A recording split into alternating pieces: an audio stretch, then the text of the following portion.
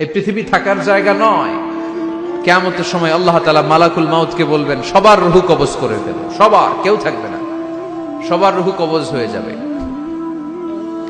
আল্লাহ মালাকুল মাউতকে বলবেন, মালাকুল মাউত কি অবস্থা? বলবে সব শেষ। মাইয়াবকা, কে বাকি? মালাকুল মাউত বলবে জিনেরা বাকি, যাদেরকে দেখা যায় না। আল্লাহ বলবেন জিনদেরকেও শেষ করে ফেলো, রূহ কবজ করো। মালাকুল মাউত আজরাইল জিনদের রূহ কবজ করবে। আল্লাহ এবার জিজ্ঞেস করবে, ইয়া মালাকাল মাউত আখবিরনি মাইয়াবকা, এবার বলো আর কে বাকি? মালাকুল মাউত বলবে, আল্লাহ মানুষগুলো সব শেষ, জিনগুলাও শেষ, এবার বাকি ইবলিশ শয়তান, ইবলিশরেও শেষ করো, ইবলিশও শেষ। আল্লাহ আবার জিজ্ঞেস করবেন, ইয়া মালাকাল মাউতি মাইয়াবকা, আর কে বেঁচে আছে বলো? মালাকুল মাউত বলবে, আল্লাহ আপনার কথা অনুযায়ী পৃথিবীর সব মানুষের রূহ কবজ করলাম, সব জিনদের রূহ কবজ করলাম, ইবলিসের রূহ কবজ করলাম, এখন আছে শুধু ফেরেশতারা। আছে কারা? যাও ফেরেশতাদের রূহ কবজ করো, ফেরেশতাদের রূহ কবজ হয়ে যাবে। এবার আল্লাহ জিজ্ঞেস করবেন, ইয়া মালাকাল মাউত আখবিরনি মাইয়াবকা। মালাকুল মাউত বলবে, আল্লাহ আপনার কথা মতো ধরে ধরে সব শেষ, ফেরেশতাও শেষ, চারজন ছাড়া। কয়জন ছাড়া? জোরে বলেন, কয়জন ছাড়া? ইসরাফিল, জিব্রাইল, মিকাইল, আজরাইল। আল্লাহ এই চারজন আমরা বাকি। আল্লাহ বলবে, যাও ইযহাব ইনতালিক ইলা জিবরিল ওয়াকবাদ রূহা, জিব্রাইলের রূহ কবজ করো। ইযহাব ইলা ইসরাফিল ওয়াকবাদ রূহা, ইসরাফিলের রূহ কবজ করো। ইযহাব ইলা মিকাইল ওয়াকবাদ রূহা, রূহ কবজ করো। ওই তিন ফেরেশতাও শেষ। এবার আল্লাহ তাআলা জিজ্ঞেস করবেন, ইয়া মালাকাল মাউত আখবিরনি মাইয়াবকা, হে মালাকুল মাউত আর কে বাকি আছে বলো? মালাকুল মাউত বলবে, আল্লাহ আপনার কথা মতো মানুষগুলো শেষ, জিনগুলো শেষ, ইবলিশ শেষ, আমার বাকি তিন ভাই ইসরাফিল, মিকাইল, জিব্রাইলও শেষ, শুধু আমি, শুধু আমি। আল্লাহ বলবেন, কেউ নাই? মালাকুল মাউত বলবে, না আল্লাহ কেউ নাই। এবার আল্লাহ তাআলা বলবেন, মালাকুল মাউত তুমি তো সবাই রে মারছো, এবার তুমি মরো, এবার তুমি মরো, তুমি মরো।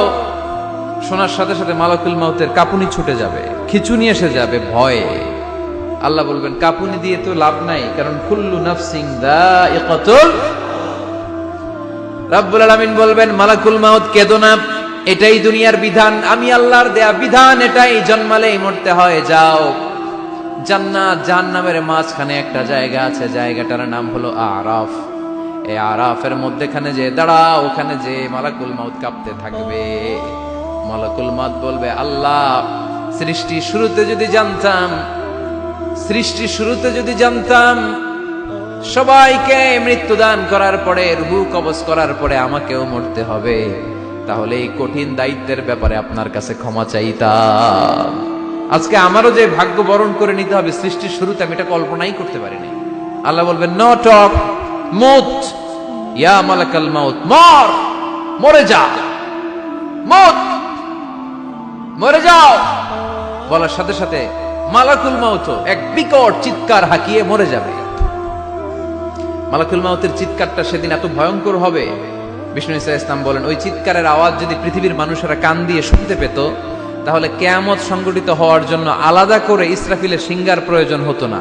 ওই চিৎকারের আওয়াজে প্রতিটা মানুষ কানের পর্দা ফেটে ওই জায়গায় লাশ হয়ে পড়ে যেত। এবার ডানে বায়ে, সামনে পেছনে, উপরে নিচে কেউ নাই, একজন ছাড়া। জোরে বলতে হবে, তিনি কে? আল্লাহ তখন পৃথিবীকে একটা ডাক দিবেন, বলবেন, ইয়া দুনিয়া আইনা আনহারুকি, এই পৃথিবী তোর নদীগুলো কোথায়?